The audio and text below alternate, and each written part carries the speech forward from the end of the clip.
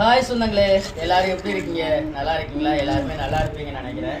நீங்கள் லைவில் கேட்ட மாதிரி வந்து இன்னைக்கு நம்ம ஊர் மார்க்கெட்டில் போய் மத்தி மீன் வாங்கிட்டு வந்து அவியக்கறி வச்சாச்சுங்க.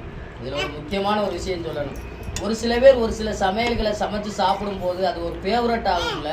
அதே மாதிரி இந்த அவியக்கறி எனக்கு எப்போ ஃபேவரட் ஆச்சுன்னா, எங்கள் அம்மா முதலாக எனக்கு வந்து சால மீனில் தான் அவியக்கறியே செஞ்சு கொடுத்தாங்க. அதுக்கப்புறம் தான் எனக்கு இந்த அவியக்கறின்னு சொல்கிறதே ரொம்ப பிடிக்க ஆரம்பிச்சிச்சு. அதுக்கப்புறம் இன்னைக்கு தாங்க சாப்பிடுறேன். என்னத்த சாப்பிடுமா? அள்ளி சாப்பிடுங்கத்தா. என்னத்தா தின்னுங்கத்தா, அள்ளி தின்னுங்கத்தா. முள்ளா பார்த்து தின்னுங்க. நான் சாப்பிட்டது இல்லை.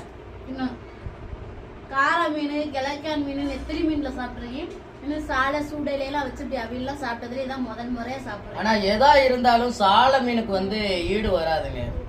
இது மத்தி மீன். நீங்க எல்லாருமே வீடியோ முழுவதையும் பார்த்துருப்பீங்க. சால மீன் வகையில் எப்பெல்லாம் சொல்லியிருப்போம் உங்கள்கிட்ட.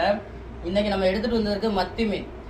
மீன் டேஸ்ட்லேயே சால மீனுடைய டேஸ்ட் தான் ரொம்ப ரொம்ப நல்லா இருக்கும். மத்தி மீனுடைய டேஸ்ட் வந்து ரொம்பவே குறைவா தெரியும். நம்ம கரவள மீனால தான் வாங்கி வந்து சமைச்சு சாப்பிட்றோம் சொந்தங்களே. இதே வள்ளத்துலயோ போட்லயோ வந்தா இந்த மீனை நாங்க வாங்கியிருக்க மாட்டாங்க.